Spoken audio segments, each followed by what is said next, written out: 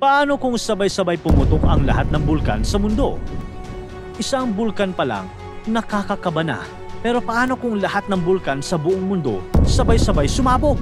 Sabay-sabay na bumuga ng makakapal na usok, nagpakawala ng umaapaw na lava, at nagdadala ng walang tigil na lindol. May makakasurvive kaya? Tara, pag-usapan natin yan. Sa ngayon, tinatayang may 1,350 hanggang 1,500 na posibleng aktibong bulkan sa buong mundo. Sa mga yan, 50 hanggang 70 ang pumuputok kada taon. Sa 2025 nga, nasa 48 ang nai-record na may aktibidad ng bulkan o patuloy na sumasabog.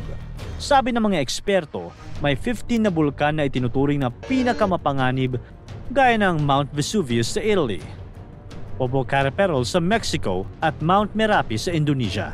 Kadalasan, ang mga bulkan ay hindi nag-iisa. Madalas silang magkakatabi sa mga tinatawag na volcanic belts tulad ng Pacific Ring of Fire, isang rehiyon kung saan siksikan ang mga bulkan. Halimbawa, sa Indonesia, magkakalapit ang mga bulkan gaya ng Mount Merapi, Mount Semeru at Mount Bromo. Lahat ay bahagi ng Pacific Ring of Fire. Karaniwan ding matatagpuan ang mga bulkan malapit sa hangganan ng mga tectonic plates, lalo na sa mga subduction zones kung saan nagsasalpukan ang mga ito. Ayon sa mga pag-aaral, ang layo ng karamihan sa mga bulkan mula sa subduction zone kung saan may banggaan at paglubog ng isang tectonic plate sa ilalim ng iba pa ay nagdudulot ng pagkatunaw ng bato at pag-uspong ng magma ay nasa average na 287 na kilometro. Kaya bihira silang masyadong magkakalayo sa mga active region. Halimbawa, ang mga bulkan sa Japan tulad ng Mount Fuji at Mount Sakurajima ay malapit sa subduction zone sa pagitan ng Pacific Plate at Eurasian Plate. Kaya isipin mo na lang, kapag sumabog ang mga bulkan na ito ng sabay-sabay, malamang hindi mo magugustuhan ang resulta. Kung maibabalita sa buong mundo ang sabay-sabay na pagsabog ng lahat ng active volcanoes, alam agad ng mga scientist na sobrang delikado ito. Kaya't mabilis silang maglalabas ng mga babala ng pag-evacuate at pagsusuot ng mask. Mula sa pinakamaliit na isla hanggang sa gilid ng mga kontinente, biglang uusok at uuga ang lupa. Ang bawat pagsabog ay may kasamang malalakas na lindol dahil kapag pumuputok ang mga bulkan, gumagalaw rin ang mga tectonic plates. Sa loob ng ilang minuto, guguho ang mga gusali, bibiyak ang kalsada at matatabunan ng lava ang mga kabahayan. Parang galit na galit ang planet Earth. Sabay-sabay ba naman ang pagbuga ng lava, bato at makakapal na usok ang mga bunganga ng bulkan? Sa una, aakalain mong fireworks sa langit. Pero hindi ito selebrasyon, kundi isang delubyo. Ang apoy ay bumababa mula sa bundok at tinutupok ang lahat ng madaanan. Mga kakahuyan, taniman, palayan, kalsada, bahay at kahit ang mga lungsod. Sa ilalim ng karagatan, may sarili rin silang pagsabog. Unti-unting namamatay ang mga lamang dagat habang pinapaasim at pinapainit ng mga bulkan ang tubig. Dahil dito, nasisira ang food chain sa dagat at kasunod noon, apektado ang supply ng pagkain ng tao. Wala nang transportasyon, wala nang pagkain, wala na rin kuryente dahil nasira ang mga power plant at bumagsak ang mga linya ng kuryente sa bigat ng abo at sunod-sunod na lindol. Ang hangin ay nagiging mabigat at mahirap lang hapin. Puno na kasi ito ng sulfur dioxide at volcanic ash, kaya ang amoy masangsang na rin, parang nasusunog na goma.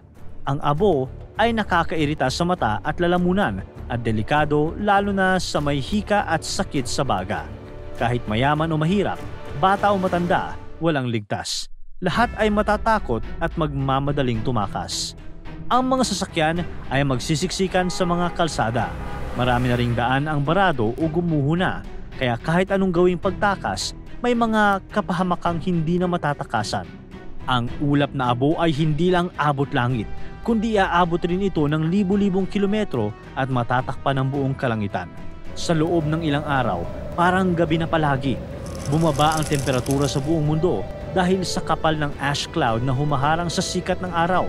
Kahit ang mga lugar na walang bulkan, gaya ng mga desyerto o syudad sa gitna ng kontinente, ay mararamdaman din ang lamig at dilim.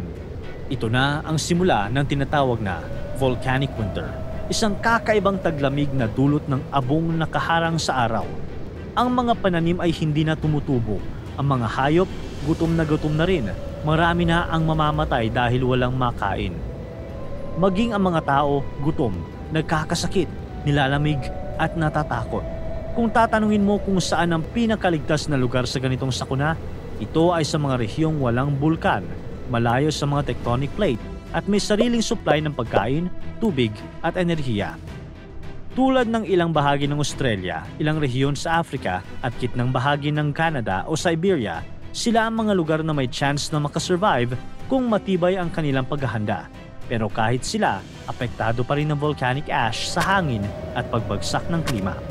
Ito ang simula ng isang pandaigdigang delubyo at sa lahat ng ito ay dulot ng sabay-sabay na pagsabog ng mga bulkan sa mundo. Ang tanong ngayon, makakabangon pa ba ang mga tao?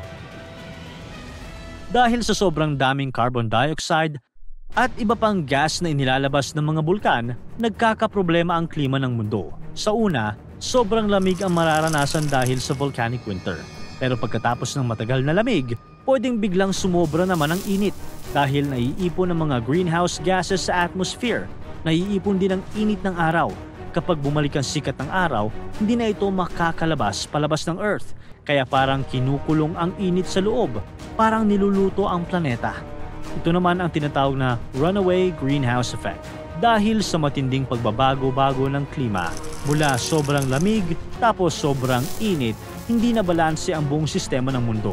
Pwede magkaroon ng bagong ice age o masunog ang tao sa init. Sa sobrang kaguluhan ng lagay ng mundo, may tsansa ring maapektuhan ang axis ng Earth na natural na nakatagilid, tulad na nangyari noon sa Mars. May posibilidad na magbago ang posisyon ng mga bansa. Pwedeng isang araw ang Pilipinas ay mapasama na sa loob ng Arctic Circle, isang lugar na sobrang lamig buong taon. Dahil dito, mahirap aminin pero kaunti lang ang tsansa ng tao na makaligtas kung sabay-sabay sumabog ang lahat ng bulkan. Lahat ng lungsod, bundok, palayan at pabrika ay masisira. Sa kapal ng abo, mamamatay ang mga pananim at titigil ang ani. Ang tubig naman ay magiging marumi at delikado inumin. Kahit may pera ka, wala kang mabibili o makakain.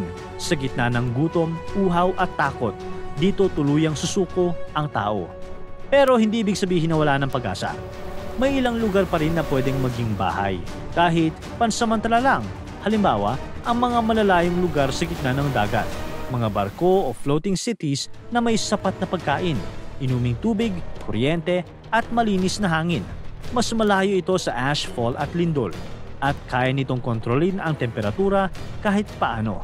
Pwede rin magtago ang tao sa malalim na underground bunkers na kayang protektahan ng tao laban sa usok, lindol at matinding temperatura. Doon, pwedeng maghintay ang mga nakaligtas hanggang unti-unting bumalik ang araw kung bumalik man ito sa dati. Sabi ng science, hindi mo naman kailangan magpanik. Sa loob ng 4 na bilyong taon ng kasaysayan ng Earth, wala pang naitalang sabay-sabay na pagsabog ng lahat ng bulkan. Oo, posible ito ayon sa mga pag-aaral pero sobrang bihira, halos imposible. Hindi ito parte ng natural na galaw ng planeta at wala pang senyales na mangyayari ito anumang oras. Pero sa mundo na puno ng sorpresa, hindi masamang maging handa dahil kahit maliit ang posibilidad, hindi ibig sabihin ay wala. At kung sakaling dumating nga ang araw na yon, hindi dahil gusto natin, kundi dahil hindi natin hawak ang kalikasan. Ang tanong na lang handa ka na ba? Para tuloy-tuloy ang saya at kwentuhan, huwag kalimutan mag-subscribe sa Bubbly YouTube channel at pindutin ang notification bell.